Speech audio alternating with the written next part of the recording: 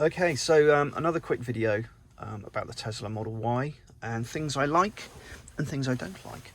So things I like, I would say the practicality. So the boot is enormous. You've got a lot of space in the rear boot. You've got that sort of under boot area, and you've got the front trunk as well, or front boot, I suppose, in this country.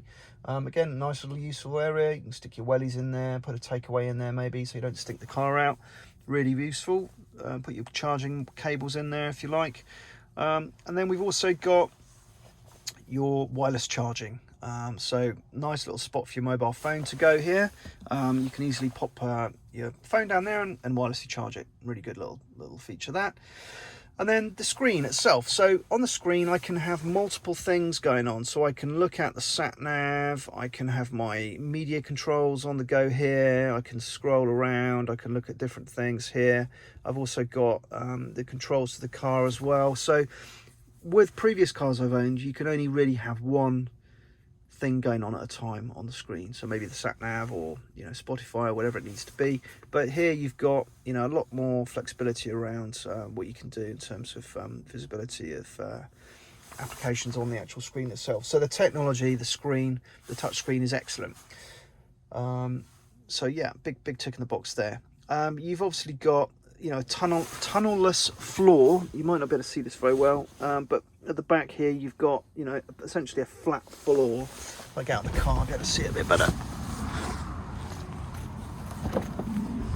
You've got no transmission tunnel at all, so your feet are flat on the floor when you're sort of riding in the back, which I think is really good. My kids have sort of commented on that as it being a really good thing. So yeah, very comfortable in the back, and you've got this lovely big glass roof as well, so you can look out the stars as you're driving along at night, which is brilliant.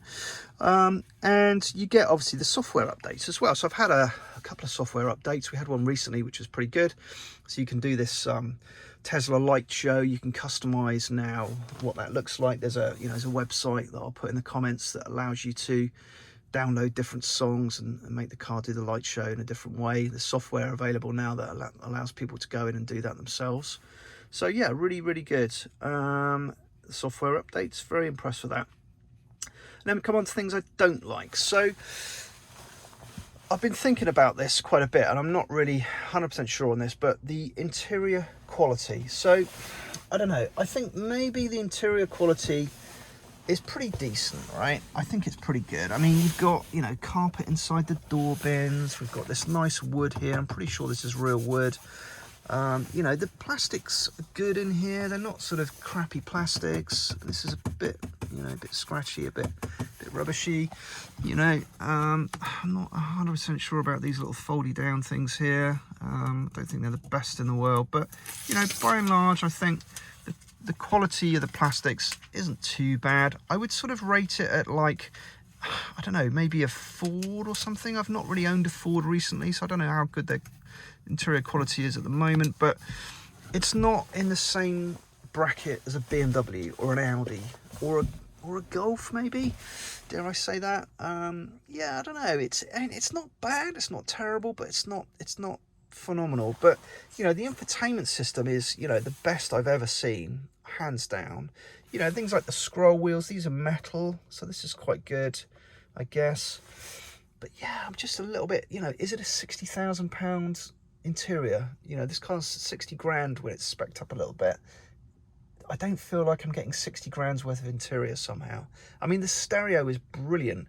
I had an Audi A8 before with a Bang & Olufsen upgraded stereo, and the stereo in this is it's it almost feels better than the Audi one. I don't know, it's just really good. So stuff like that is really good. The stuff that counts, I guess. But yeah, the quality of the interior, I think they could try a little bit harder. I think they could try a little bit harder.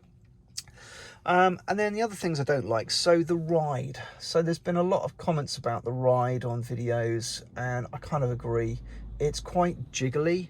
The ride quality is not brilliant. I think they really struggle with the center of gravity, all the weight being at the bottom of the car. Obviously the battery is kind of here, it's, you know, in between the two sets of wheels, so that's where most of the weight is, and that's really kind of does weird things, I guess, to the ride. I mean, I'm not an expert on this stuff, but I think the ride is compromised by the fact that there's a lot of weight in the car, and they're also trying to get rid of any roll, sort of pitch and roll as you're going around corners, because it's quite a high car. It's obviously a bit higher up than the Model 3, so maybe that's why the ride isn't quite as brilliant as you would hope. I mean, you know, if you kind of compared it to a sports car, you know, I've owned some sports cars with some pretty firm rides, so yeah, if you think of it like that, then maybe you won't be too disappointed about the ride. But yeah, it's not brilliant, it's not great. And I did do a long journey recently, kind of 400-mile round trip, and yeah, it was okay. You know, I mean, obviously I'm comparing it to the Audi A8, which is a pretty high bar, but yeah, it wasn't brilliant, it wasn't terrible. Obviously you've not got that ice, that diesel or petrol engine rattling away and vibrating away in the front of the car, so there was that. I mean, it was, you know, pretty serene experience, pretty painless, but yeah, not the best comfort. But overall, you know, I mean, I think the ride is really the only sort of major thing that's kind of made me go, but I think, you know, by and large, you know, this car's great. I'm really pleased with it. I'm not disappointed by any stretch of the imagination. I think it looks good. I think it drives well. You know, the technology is fantastic. It's effortless. There's no fuss or, you know, fiddly things. Although the technology is a little bit overwhelming at first, you do get used to it very quickly. It's very intuitive.